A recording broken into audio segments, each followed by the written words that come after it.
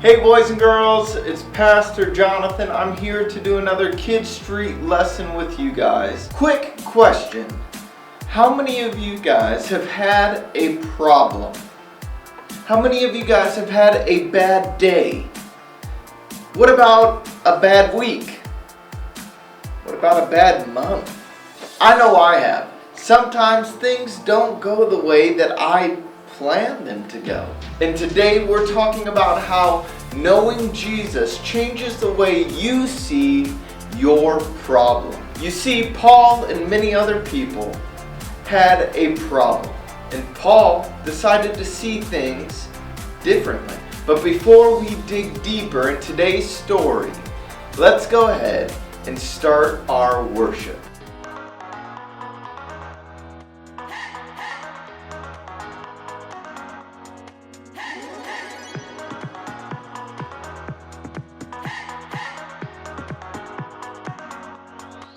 This is my faith, this is my focus, all of my days.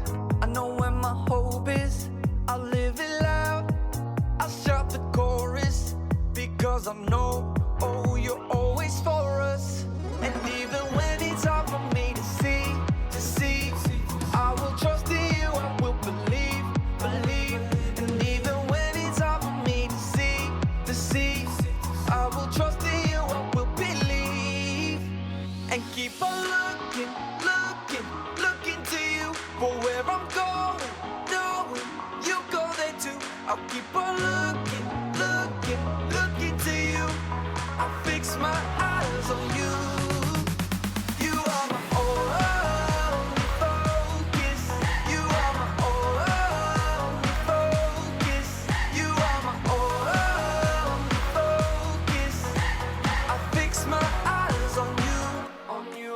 This is my faith, this is my focus, all of my days. I know where my hope is, I'll live it loud, I'll shout the chorus, because I know, oh, you're always for us. And even when it's hard for me to see, I will trust in you, I will believe. And even when it's hard for me to see, I will trust in you, I will believe.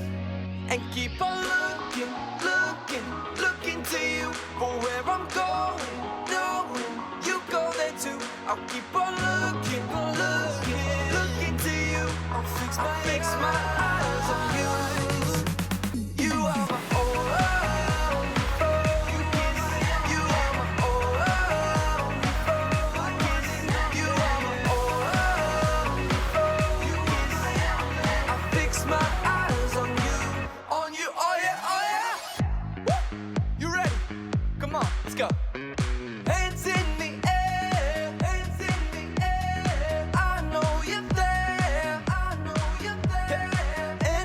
anywhere, oh.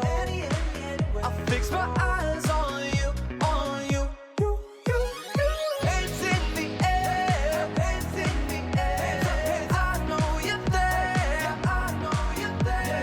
anywhere, I fix my eyes on you. And keep on looking to you for where I'm going, knowing you go there too. I'll keep on looking to you. I'll fix my eyes on you. You are my only, you are my only focus. You are my only focus. I fix my eyes on you. You got this! You got this! You got this! You have got this! Yay! Yeah! Now we're focused. Hey everyone, it's Erica. You might be wondering what I'm doing talking to myself in the mirror. Hey, what's up? How you doing? Well, I decided I needed a little encouragement because it's been sort of a hard week. You see, a few days ago, my aunt was stuck at home with a broken leg. So I took some soup to her house, but then her dog peed on my shoe. and then I slipped and spilled the soup all over the place.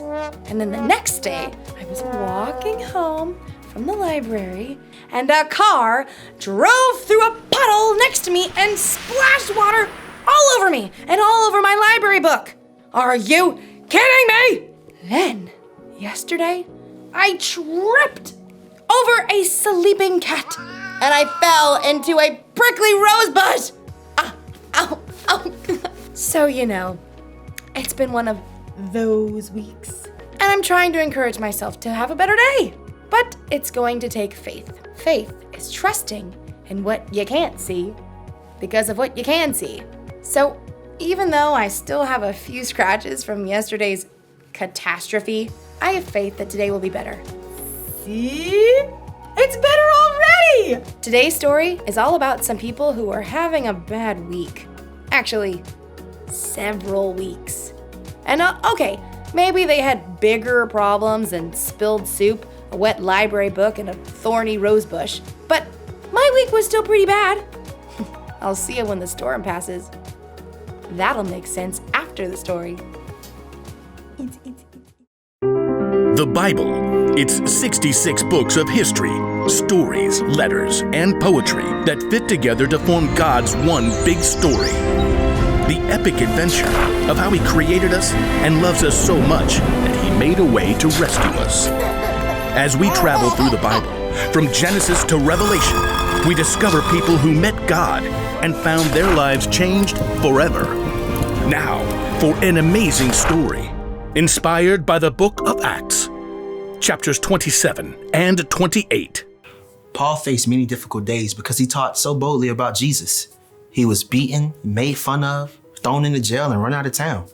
At last, in Jerusalem, Paul was arrested by Roman soldiers after a mob tried to kill him.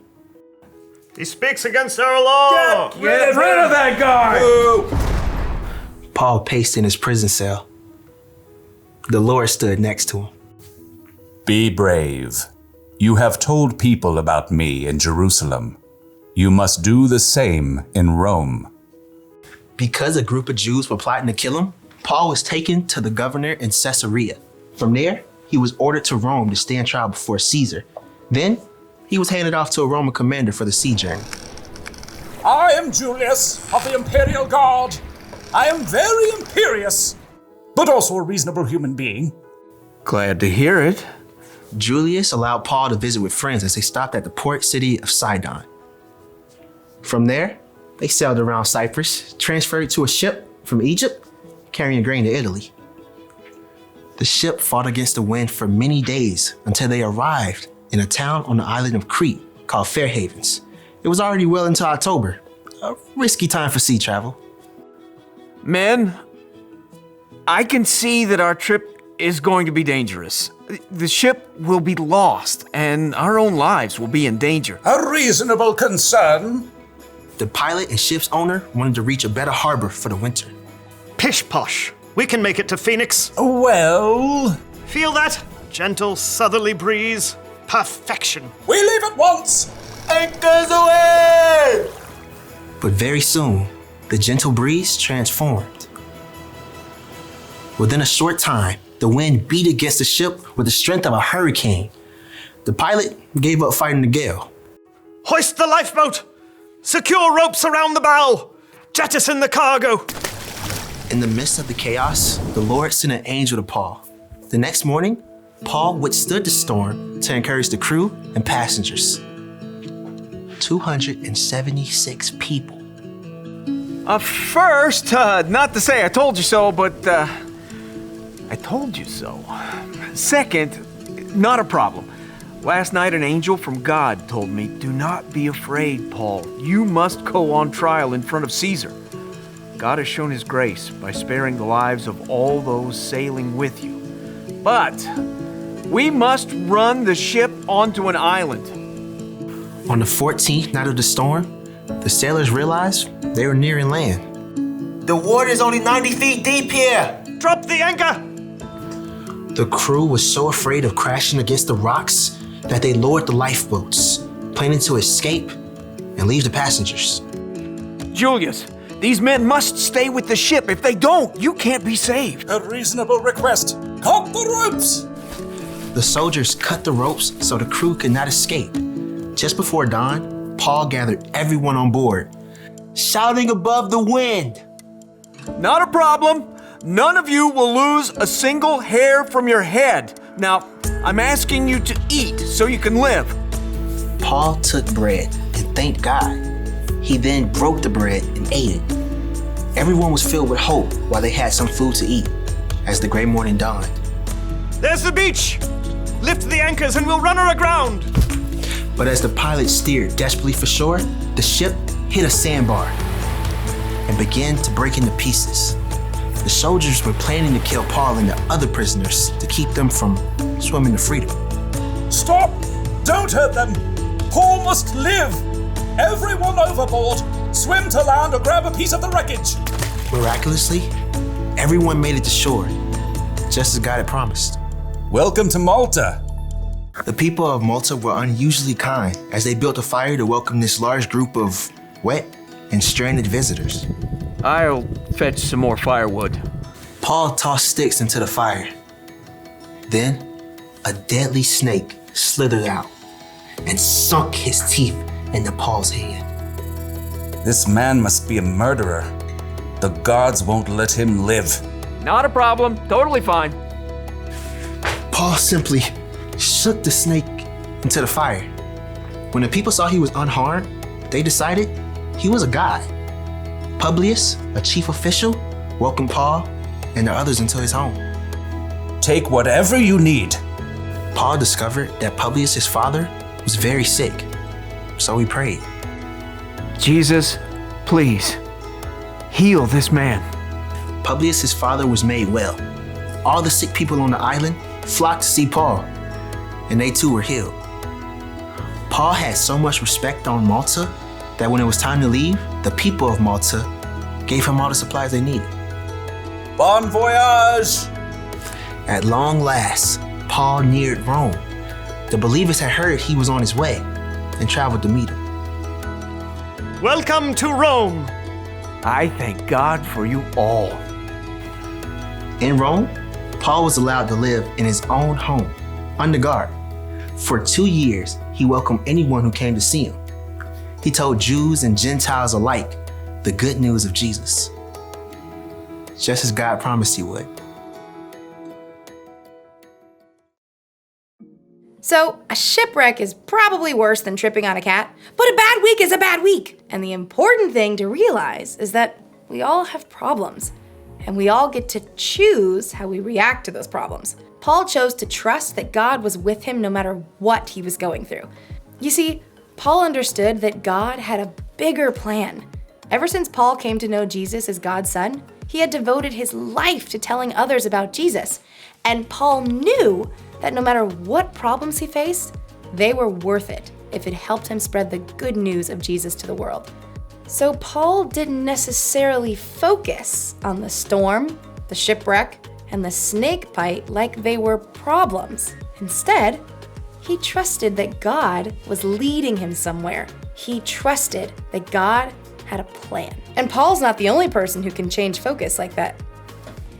We can too! When we hope and trust in Jesus, it can change how we look at our problems. That's the one thing to remember today. Knowing Jesus changes the way you see your problems. When you're having one of those weeks, or months, or years, or whenever we have a problem, sometimes the bad stuff is all we can focus on. But when you know that God has a plan and that Jesus is always with you, it can help take the focus off yourself and put your focus on Him.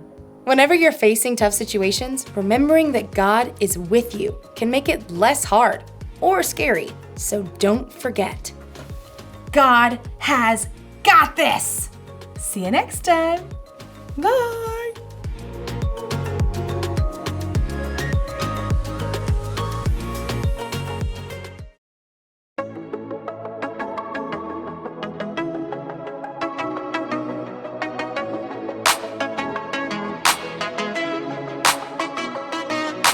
Sometimes the road ahead can be so